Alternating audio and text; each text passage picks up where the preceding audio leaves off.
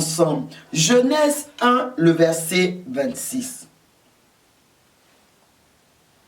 Puis Dieu dit, faisons l'homme à notre image, selon notre ressemblance, et qu'il domine sur les poissons de la mer, sur les oiseaux du ciel, sur le bétail, sur toute la terre, et sur tous les reptiles qui rampent sur la terre. Amen. Dieu nous a créés pour penser comme il pense, pour voir comme il voit, pour aimer comme il aime, pour pardonner comme il pardonne, et j'en passe, de sorte qu'il soit visible au travers de nos vies. Et à chaque fois que nous nous disposons à le recevoir dans nos cœurs et dans nos vies, nous devenons sa maison, son temple, ce lieu où Dieu prend plaisir à demeurer sur la terre.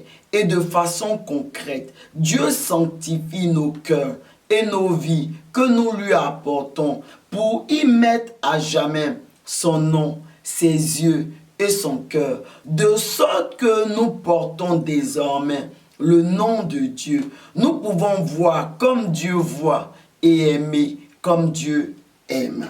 1 Roi 9, le verset 2 au verset 3. L'Éternel apparut à Salomon une seconde fois, comme il lui était apparu à Gabaon.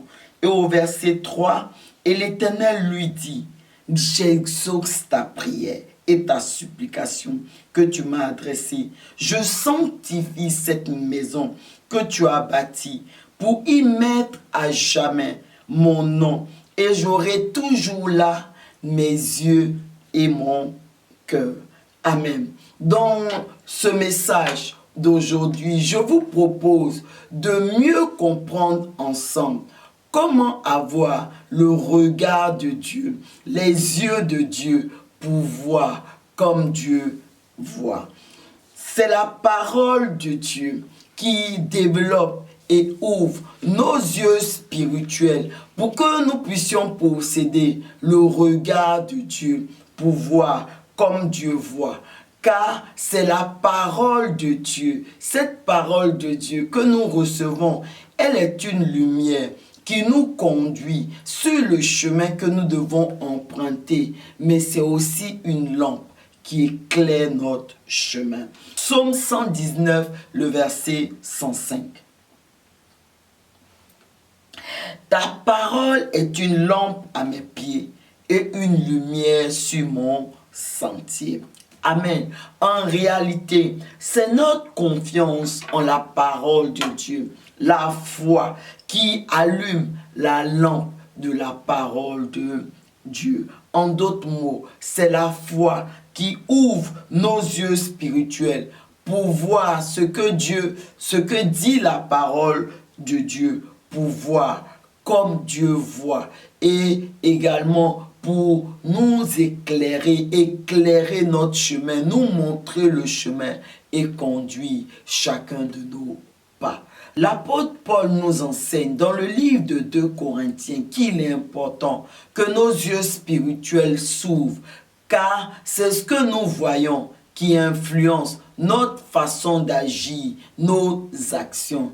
Ainsi, si nous voyons comme Dieu voit, alors nous pourrons marcher conformément à la parole de Dieu et non pas sur la base de ce que nos yeux physiques voient. 2 Corinthiens 5, le verset 7. Car nous marchons par la foi et non par la vue. Amen. Sature donc tes pensées de la parole de Dieu pour posséder le regard de Dieu et pouvoir comme Dieu voit.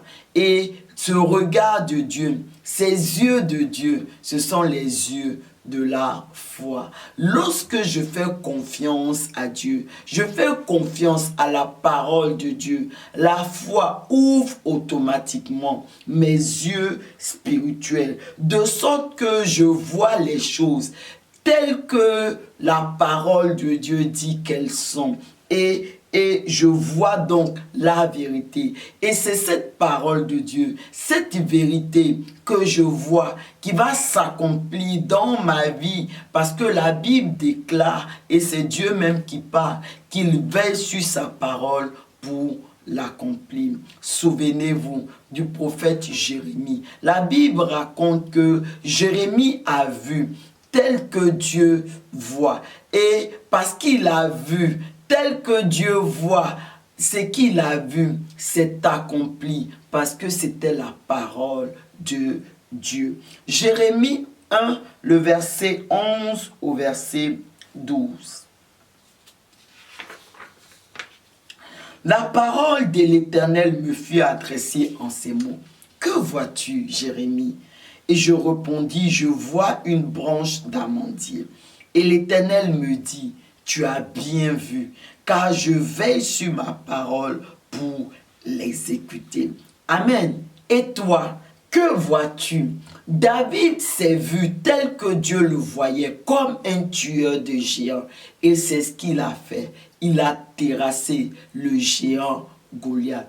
Écoutez mes bien-aimés, pour posséder la terre de Canaan, la terre promise, la terre où coule le lait et le miel, la terre d'abondance, de prospérité, le peuple d'Israël devait voir comme Dieu voit.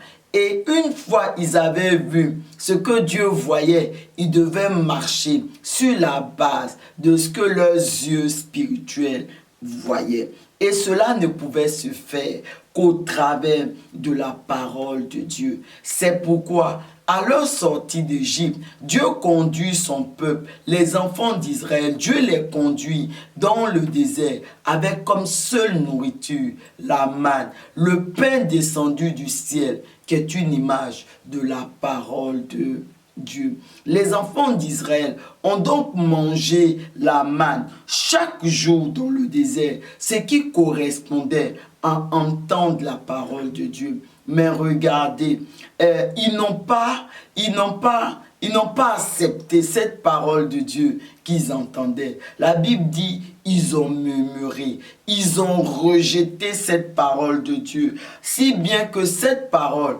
n'a pas produit en eux la foi. Hébreux 4, le verset 2.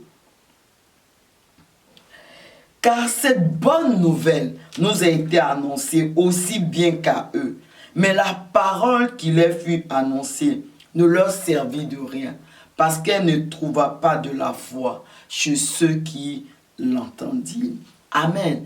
Et comme cette parole de Dieu qu'ils ont entendue n'a pas trouvé en eux la foi, elle n'a pas pu ouvrir leurs yeux spirituels pour qu'ils voient tel que Dieu voit. Ils sont donc restés dans le physique. Ils n'ont pas utilisé leurs yeux spirituels pour se voir comme des tueurs de géants, mais ils ont utilisé leurs yeux physiques pour voir leur adversaire comme des géants et pour se voir eux-mêmes à leurs yeux et aux yeux de ces géants comme des sauterelles.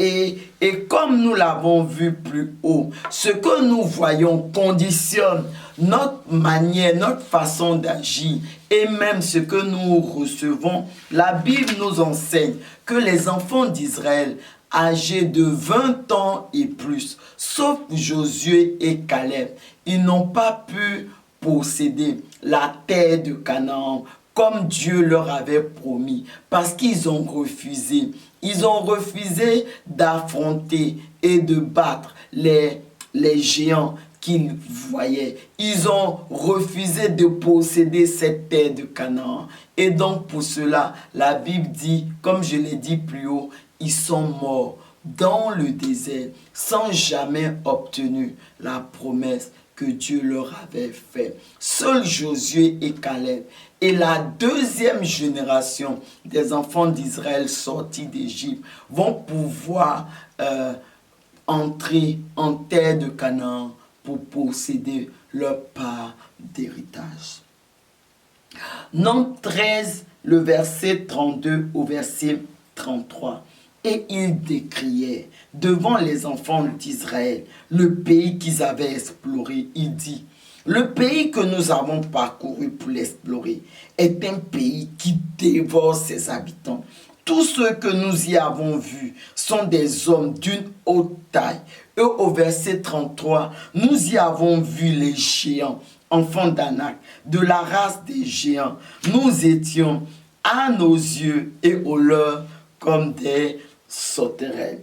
Amen. Et toi, que vois-tu? Moi, je vois cette grande armée de serviteurs et de servantes zélés que Dieu est en train de lever, qui accomplissent des exploits au nom de Dieu et qui rendent Dieu visible partout dans les nations. Ma prière en ce jour, Seigneur, peu importe tout ce qui se dresse devant moi sur ce chemin, je veux le regarder